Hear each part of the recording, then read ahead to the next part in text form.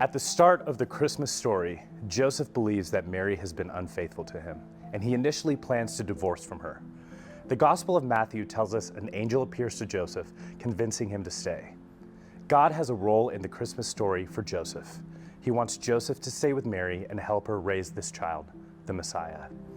God's plans for Joseph are bigger than he can imagine at this one moment, and we can imagine this wasn't an easy decision for Joseph.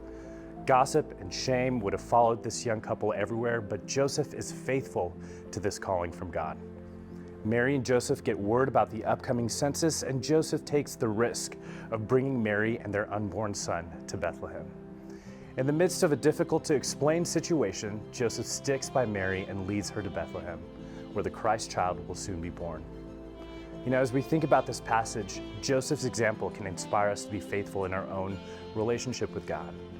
I remember it was difficult to trust God in the past 3 years of my life I spent taking care of my mom during her sickness. I spent a lot of time with my mom before she passed, and she consistently encouraged me to be faithful and stand in God's calling for me. It may be that God is asking us to do something difficult or something that others won't fully understand, but we trust that God knows what He's doing and that He has given each of us a role to play in the story of salvation that He is writing. I want you all to reflect on these questions. Is God calling you to do something difficult? And how can you be faithful to the work He wants you to do? What is one step that you can take today to be obedient to God's call?